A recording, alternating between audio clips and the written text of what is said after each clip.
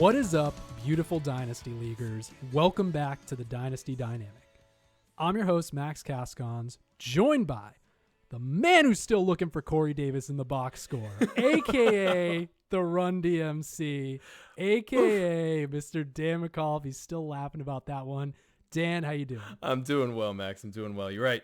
Corey Davis, a ghost on the box score, that one. But the other fifth-year breakout I was calling a little Mike Williams, still looking pretty good. So I'm hedging my bets on this whole thing here. One of them's going to do quite well, hoping to see both. But I'm doing quite well. You know what? I'm excited to watch the game tonight. We got a little Monday Night Football, Lions versus Packers. And I got a lot hinging on my boy DeAndre Swift. So I'm hoping that he can pull through for me here. It's going to be a fun game to watch. Hopefully we see the Packers, actually remember how to play football, and then the Lions really lean on the run game for some reason, because I'm going to need that tonight.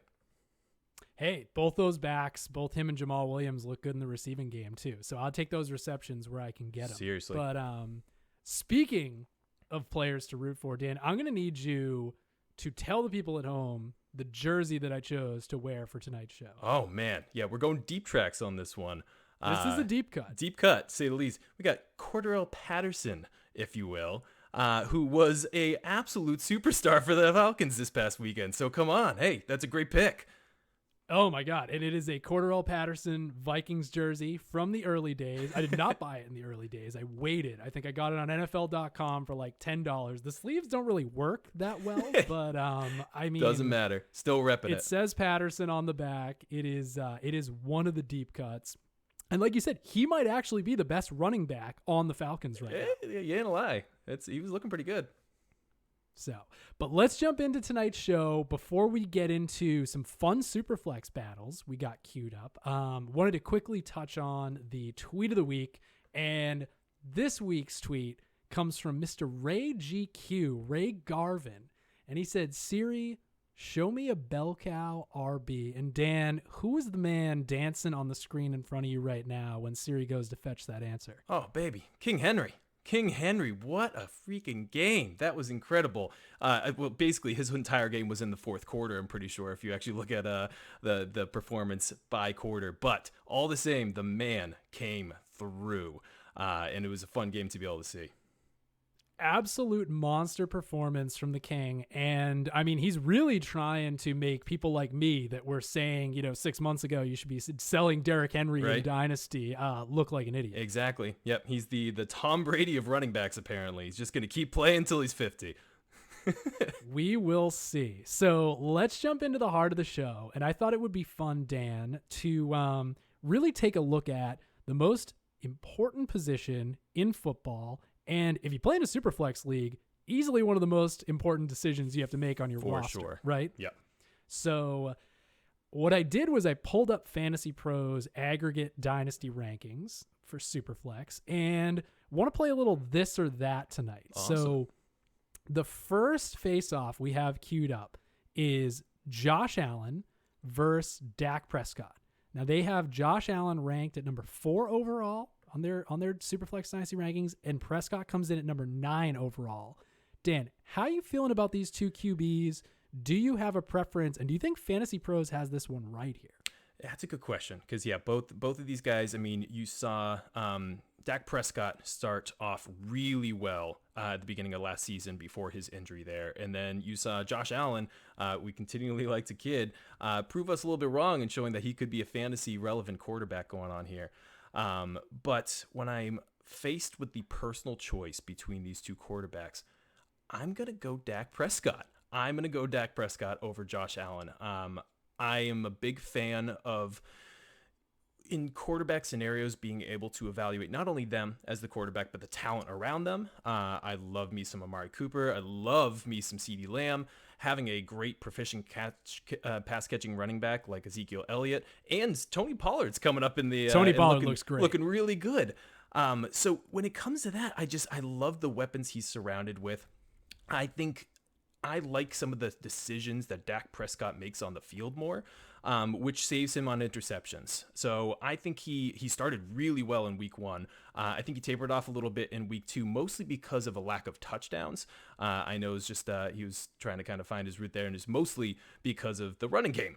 You had both Pollard and Ezekiel Elliott have touchdowns in that. So as compared to Josh Allen, where I think some of our process that we had along the way of Allen's accuracy, he's been bailed out a little bit by some fantastic catches, especially by Stephon Diggs.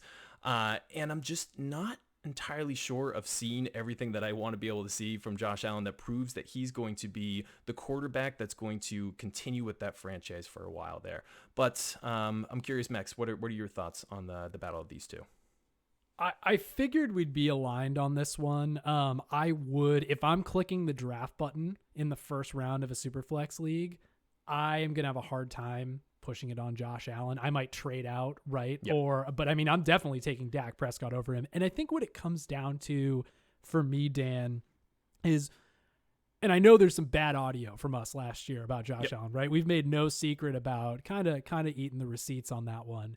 But I want to grab the guy that I think is going to age better as maybe his legs don't carry him like they used to. And some of these mobile quarterbacks that make a career of trucking through linebackers in the early days, I just would prefer the guy that makes the throws from the pocket. We know that he's a thrower first and a runner second, but still gives you that rushing upside. And to me, that feels like Dak. And I didn't tell you I was going to do this, but I'm going to potentially double down on some of the bad audio and dig my heels in a little bit on this one. So, first of all, I think the process that we had with Josh Allen was correct, right? We were looking at traits in a quarterback that translate to long-term success.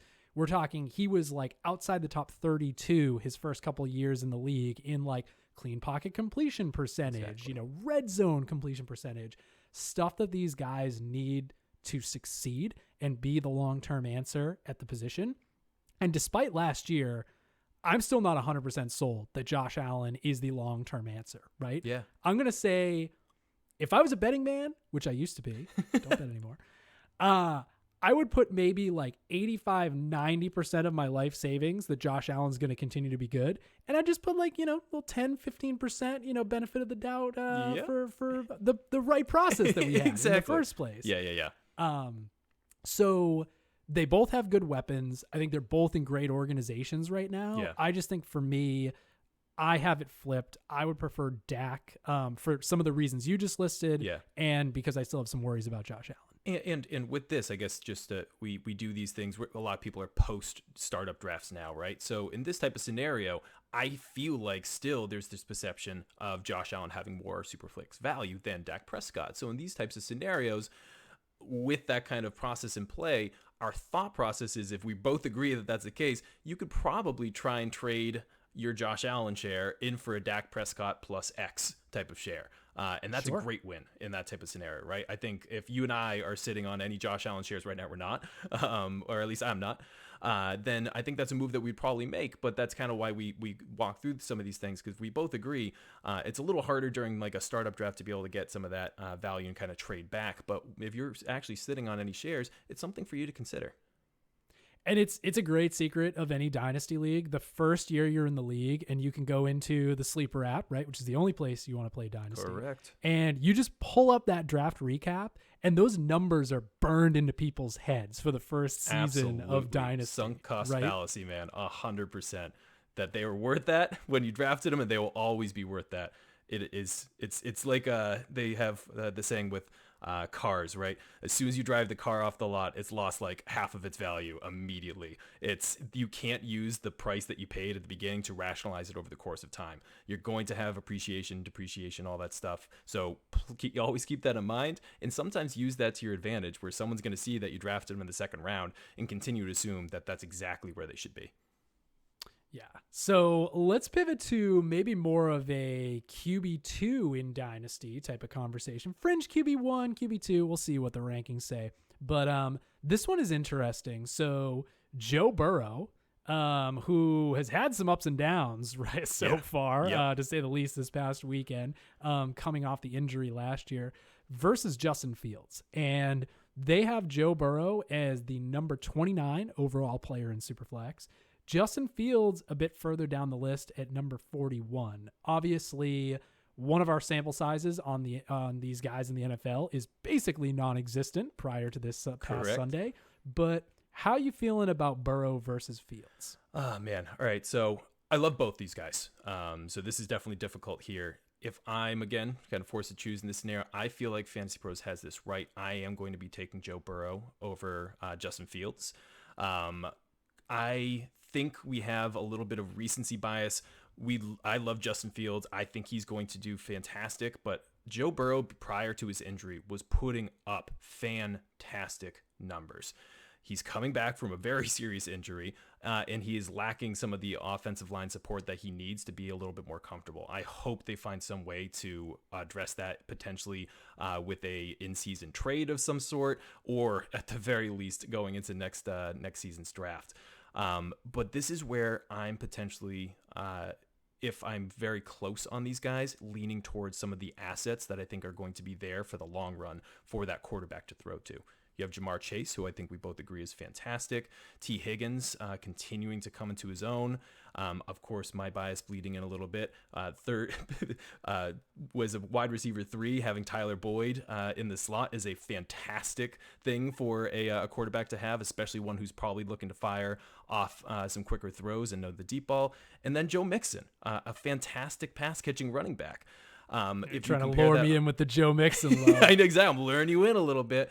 And then again, Justin Fields, when he's able to take the field, he's going to have Allen Robinson. He's going to have Darnell Mooney. He's going to have David Montgomery. But I give the receiving options the benefit of the doubt that I give the Bengals the benefit of the doubt and being the better receiving core overall there. I love Allen Robinson. I just don't know if he's going to be there for the long term. It's been a lot of kind of back and forth, the will he, won't he. So I'm going to take double down on the guy who I think the receiving weapons are going to be there for longer. I grade them out as a little bit better. And that's kind of where I have to stick for the time being. I'm not sold on this one. I think that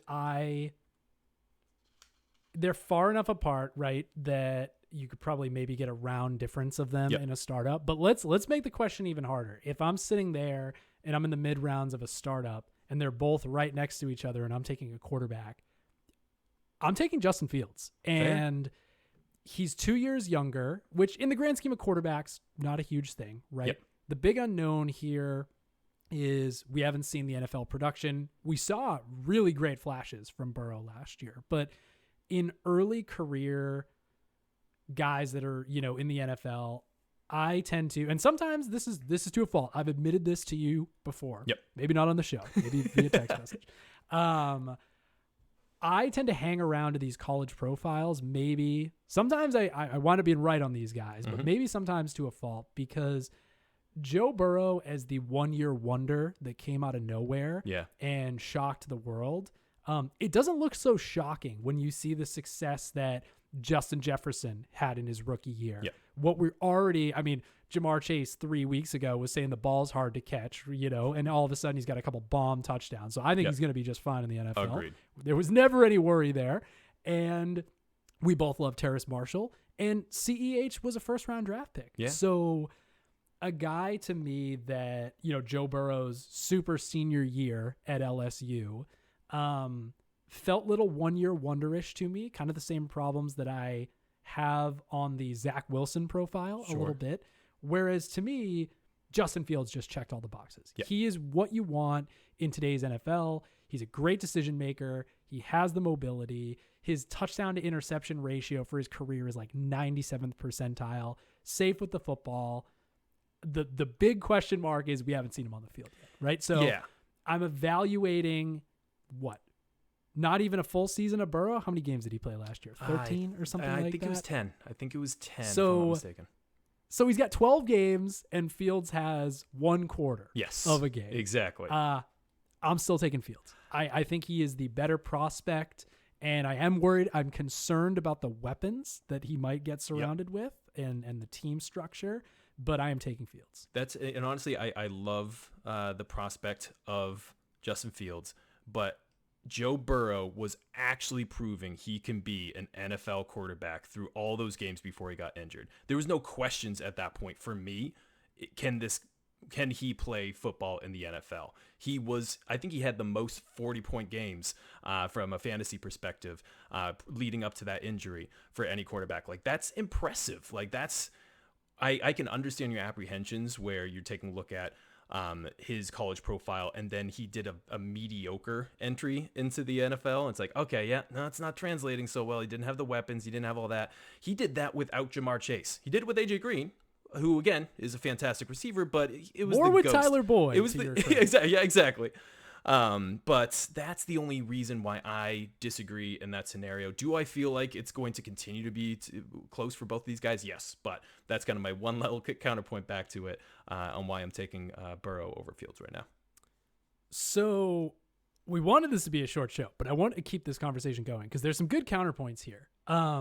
Joe Burrow, right? Baker Mayfield comes in his rookie year, and correct me if I'm wrong, I believe he sets the touchdown record for a rookie in only 13 games. Yeah.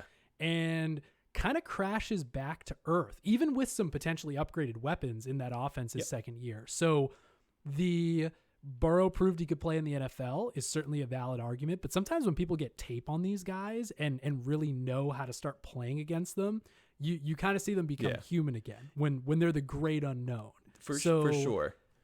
Yeah. Counterpoint definitely to your something. Counterpoint. Here we go. Let's go. Let's hear Offensive it. scheme, right? I mean, that's one other thing. You come and have Stefanski come into the Cleveland Browns, play to Baker's strengths and being a game manager, restricting his need to make any like risky throws. And you had Odell Beckham not being able to be in the game for pretty much most of that season. You still saw Baker, when they let Baker do his thing and they didn't lean on the run game so much, have a fantastically successful like week 10 on as a fantasy producer as well. So that's just kind of to continue on that too, is I think sometimes you're at the whim of the scheme, but when they put him in the spotlight and gave him that opportunity, that was the Baker of old that we saw in his rookie season that was starting to blow everyone away. So I agree. I mean, there's a lot of context that needs to be taken into account there, but I think there's some reasons why I think you see Baker Mayfield after a rookie season like that pulled back a little bit and reined in a little bit as compared to what Joe Burrow is, which is a Zach Taylor offense that continues to be in the top third for total passing in the NFL. And to even give you a point there, and then I'm going to make one last point and give you rebuttal. All right. I believe they led the NFL in neutral game script passing last year, meaning that just all situations aside, no matter what, they're leaning pass over run, which is obviously going to help Joe Burrow. That is true. The thing that we didn't really touch on too much is the easy 700,000-800,000 yard rushing upside of Justin Fields, right? This is somebody who runs a 4.5. And I made the bold prediction last show that I think Jalen Hurts will finish, not can, as a top 5 quarterback in fantasy this year. And it's because of the rushing upside. That is the one thing that if we start to see that they're going to utilize Justin Fields in that way, and that's where I'm taking Burrow until I start to see that that's the type of rushing upside that he's going to start to have, then absolutely. I can easily see this being a case where we're talking about this in like during week 12 and revisiting this conversation and seeing how things have netted out. Well, let's move on to the last Superflex face-off because I have a feeling we're going to be aligned on this one, but I've been surprised before. Fantasy Pros has a rookie phenom, 4 interception thrower, Zach Wilson as their number 63 overall player. Meanwhile, the man we were just talking about, Baker Mayfield, listed as the number 71. So pretty close. Yep. I believe they were right next to each other if you stack them up in actual QB rankings. A little bit further when you include all the other players. But give me your take on this, Zach versus Baker. Oh, man. Zach was seeing ghosts, if we're going to borrow from another quarterback. Bill Belichick has that effect on He has rookies. that effect on people, right? Versus Baker Mayfield. Personally for me, it's no question right now. I'm taking Baker Mayfield. I did take Baker Mayfield in a startup that you and I just did about 2 months back now, give or take, over Zach Wilson. I really believe in Baker Mayfield. I almost wish that they would continue to maybe lean a little less on the run game, just for my own reasons, to kind of show people that I really believe Baker Mayfield is a good quarterback. But I can't blame them one bit. They've got Nick Chubb and Kareem Hunt. You're going to lean on that run game as much as you want because they are just the best tandem running back duo in the league. But what I saw from Baker Mayfield, and we touched on it just a little while ago, it was like week 10 on last season, he was just starting to put up some good numbers and remind people that he can make incredible throws. I think we had some stats. He's definitely in the top 4 money throws for last season. He was looking fantastic. And I think with his receiving weapons, if we get to see a little bit more Odell finally making it onto the field, I think you're seeing moderate numbers from Baker Mayfield right now, but I think we're going to see him start to explode a little bit as compared to Zach Wilson, who I've always had the hardest time kind of pegging where I had him in this class for quarterbacks. And he tended to be on the back half, but I think it's unfair to be putting up against like those really, really good guys like a Justin Fields that we love. And I think after this game, it's exceptionally hard to sing his praises. But to bring it back to the point of Bill Belichick can expose rookie quarterbacks, or even just young, inexperienced quarterbacks. So I almost personally see this as a great little buy low window for someone who's scared of that's who Zach Wilson is. I don't believe it is. I believe that you're going to see Elijah Moore continue to be worked in and be the stud wide receiver that we believe that he can be. I still believe that Corey Davis is a fantastic wide receiver to be able to throw to. And yeah, he didn't have the box score to be able to really show that because Wilson was all over the place. And the Patriots defense is going to do that to you. So in a nutshell, I mean, to return back to the original point of Baker Mayfield, I'm going to be taking over Zach Wilson. And it's good by a decent margin. But I will say that personally, I think Zach Wilson's a little bit of a buy low after such a bad week. I saw a great tweet, not available on Sundays. There's a picture of Chick-fil-A and a picture of Odell Beckham right next to it. Oh, gosh. So, yeah, seriously. Baker Someday. Certainly not working with all his weapons, and I should have written the numbers down before we jumped on the mics, but I'm pretty sure he went 19 for 21, and that was basically Jarvis Landry was out of the game. Odell Beckham didn't suit up. Baker, such a young breakout, so prolific at Oklahoma. Pretty much checked all the boxes. Sometimes you and I differ on what we want to see, but he was somebody coming into the league that we both agreed, this guy has every ingredient that says he should be a stud. Correct. And then he's got a rocket strapped to his arm. Zach Wilson, I think I won't, take a lot of time with this. Kind of got a little bit of that Joe Burrow one-year wonder vibe, right? Although he came into the league at a much younger age than Joe did, where he didn't really put everything together until this past season. And that needs to be put under a microscope as well, because we've talked about this before with the incoming rookie class. It was all conference play last year, right? So Zach Wilson in that conference, it's not like he's throwing up 4 touchdown games against Alabama or Georgia. I mean, he was playing against some low-level competition. For sure. Had a fantastic offensive line. And it's Baker here for me. Easy. Easy. 10 times out of 10. And, I'm not saying I'm overreacting to Zach Wilson's 4 touchdowns. You see plenty of guys that go on to have great careers struggle early. But it was always going to be Baker. This Sunday didn't matter. That's exactly right. That's regardless of what we saw this past weekend, this was going to be the answer for both of us regardless. But it didn't help his case after this weekend. So before we get out of here, I got to round out the quarterback position with a Dan favorite. So one of your favorite players, you talked him up. I mean, you called him the steal of the draft, or one of your favorite steals in a startup we did. And I just got to do a little check-in with you on the Jameis coaster. How are we feeling about Jameis Winston right now? So I'm overall still feeling good about Jameis Winston. I, in many scenarios, am feeling like, and it's hard with the past this past week, there was 2 interceptions there that were not great to see.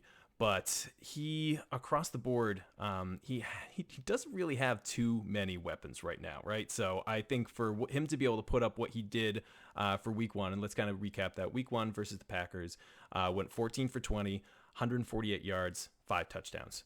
Fantastic to be able to be that aggressive in the red zone and not like immediately screw it up with a bunch of interceptions. So I really like seeing that. I want to see more yardage out of that, but still, for him to come out with the confidence that he had, I was glad to see. Week 2 versus the Panthers, though, well, that was a rough game for him. Not too much more on the passing. I mean, he went 11 for 22, 111 yards, but then 2 interceptions.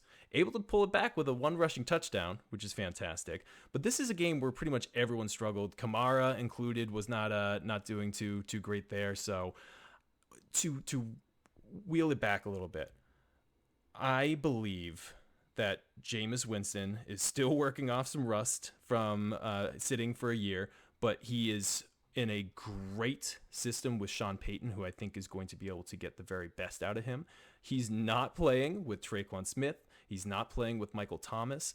So what I've needed to see out of him without having fantastic receiving weapons beyond Kamara as a pass-catching running back and our hopeful breakout guy with Marquez Callaway, who's also gone a little dark as well. The Saints are kind of struggling to find their identity, and I think they have to go into this next week with a little bit more confidence. But I still believe that Jameis Winston is operating, even if you kept all things equal, so long as Sean Payton keeps him. This is the type of stuff that still it made him a top 5 fantasy quarterback a couple years ago. Like, he needs to be able to just put some decisions out there and be able to get some of those long bombs that made us so impressed when we saw him in the preseason, when he was just sending it right down the line over to Marquez Callaway. So it's been a tale of two cities a little bit with that week 1, week 2, even though, like, kind of when you look at the box score, it's not too different besides those interceptions and the touchdown totals, right? The yardage, the total percentage completion, all those types of things. But I'm still rooting for him, and I still have high hopes that he's going to be a good fantasy asset for people this year. So we forgot to mention this. Fantasy Pros has him at 111, behind Carson Wentz at 93, and behind Sam Darnold at 110. Is he good there? That's Are you fine with that? disrespectful to me. No, he needs to be in front of those two. Wow. Sam Darnold's looked good through Sam 2 Darnold weeks. did look good. He really did. I thought I was very impressed. Carson Wentz, no, I'm not letting Carson Wentz sit on his glory days of like 4 years ago that he was this fantastic quarterback. Jameis Winston did it like 2 years ago. but I continuously just see, I don't know. I think Jameis Winston is, I want to root for him more than Carson Wentz. And I don't think Carson Wentz, he like broke both of his ankles this past weekend.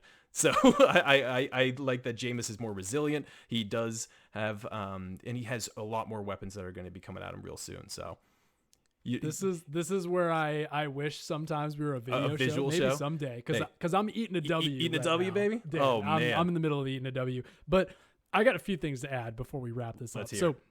because I know how much you love J-Boo, I had to watch every single snap from week 1. As soon as I saw his fantasy points, I was like, I got to dig into this so I can lay into Dan on the next show. So through the third quarter, he only had 85 yards passing. Yeah. And he really, I mean, listen, I'll take fantasy points wherever I can get them, but he only threw 4 touchdowns. He got credit for, it was like one of those jet sweep touch passes that's basically a handoff to Alvin Kamara.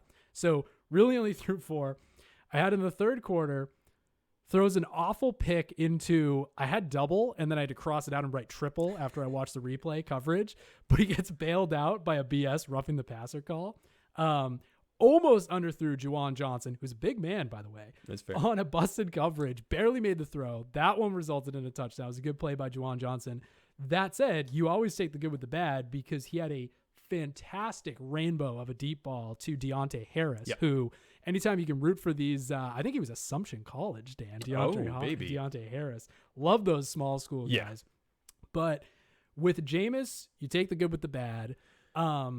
I will put you on the spot and say, not just you in your dynasty teams, but for our listeners right now, if they can trade Jameis Winston for a reasonable return in Superflex leagues, are you making that move, or do you really think he's going to keep eating W's? I'm holding. I need to see him with Michael Thomas, in my opinion, and that's going to be that you're going to have to wait until week 9 or something like that. So of 2022, Michael Thomas. Okay, he's gonna be fine. He's gonna come back, but yeah, honestly, my thoughts are that you've definitely seen Jameis Winston's value rise from where you drafted him, because a lot of people, it was the will he start, won't he start, with Taysom Hill also there. I think now that you started to see him be the starting quarterback, its value's risen a little bit, but probably not to the full level where you'd want to be able to see. In Superflex, I'm going to be waiting to see if I really landed on someone who's going to be able to take his career to the next level as a true NFL quarterback again, or if I'm sitting back and he turns him back into a pumpkin, I'm not going to be sad about it. I don't think you're going to get the proper value for his ceiling by trading him right now, and I think you're even going to be potentially bailed out a second time if you do want all off this roller coaster. And believe me, sometimes the Jameis Winston roller coaster is exhausting, but we have a club. We meet every Wednesday. We just watch tape every Wednesday, cry at the interceptions, cheers at the touchdowns, but he's a fun fantasy player to own. I don't think you're going to get full value out of him, and I'm personally not trading him until you see him with Michael Thomas. Ladies and gentlemen, that's the show. I have nothing to add to that. Dan summed it up perfectly. So you heard it here. Hold Jameis Winston. Those are Dan's words. Those are my words. But hold Jameis Winston. So, all right, man.